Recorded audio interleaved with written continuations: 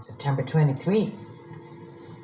Well, let's get a reaction. That is latest legal maneuver. Former President Duterte's legal team are now joined by ICC Assistant to Counsel, Attorney Cristina Conti.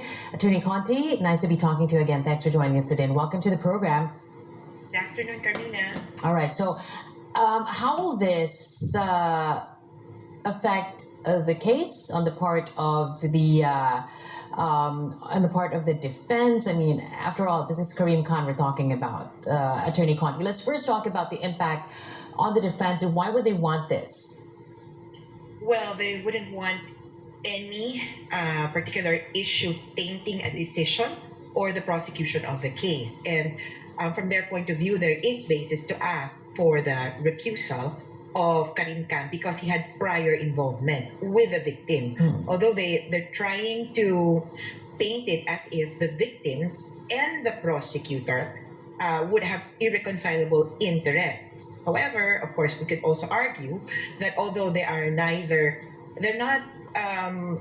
enemies in the court. It would be the prosecutor versus the defense. That's where your irreconcilable difference would be. But at the same time, the victim's legal counsel and the prosecutor would also neither an enemy, but also neither an ally. So that's where I think Nicholas Kaufman is trying to make a point with. But in any case, if there is any basis to recuse Karim Khan, we can just proceed as is, status quo, because at present, Karim Khan has no involvement in the case. Remember that he took a leave and the case is now being prosecuted by Ma'am Manjiaye Niang.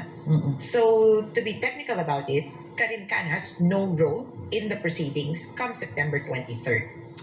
If they get what they want, though, I mean, we just talked in the part of the defense, right? And you explained it well.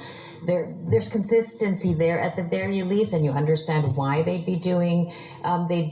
You're understanding their actions pertaining to that. But on the part of the victims' families, if the defense gets what they want, is this going to have any impact on the case? Well, on our part, no, because Karim Khan was never considered as part of the victims' legal representatives. To be clear, we are unaware of the alleged participation of Karim Khan or representation of a victim of the war on drugs. And as far as we know, he has not and cannot practice in the Philippines representing a victim of the war on drugs. So if ever he was involved in any domestic proceedings, we would have to see the documents regarding that. So we are unaware of his actual participation, but in any case, because he was not considered as part of the victims' legal representatives as yet, it's actually no impact on for the victim's case.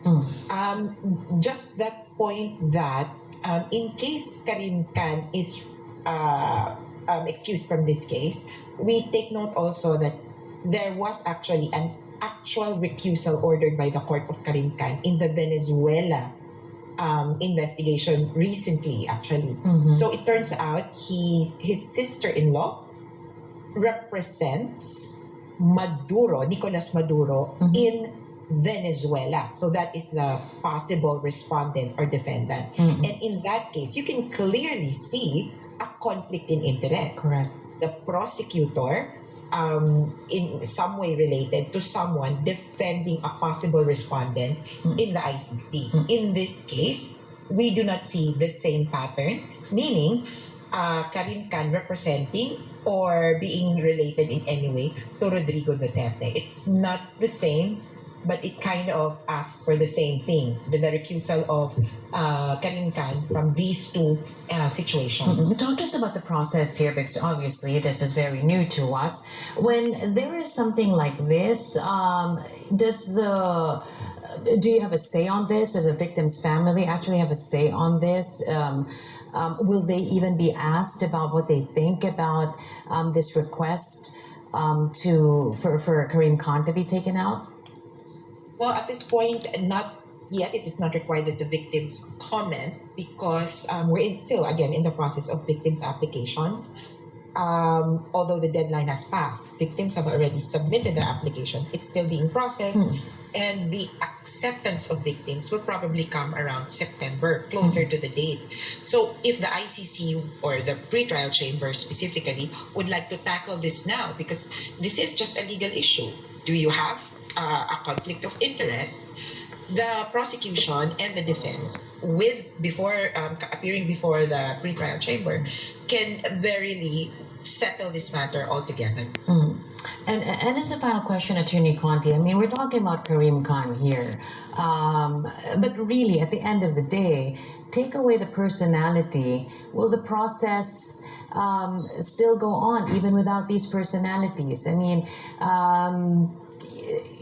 do you have enough confidence that no matter the prosecutor there, that the case will still go on and it will be tried accordingly and with justice in mind for the victims' families? Yes, absolutely. We also note that the prosecutor who began this case was Fatou Bensouda, and up until 2021, she was the one handling everything. It was only in 2021 when Karim Khan came in that he figured into the issues, but at that point, the prosecutor already had information.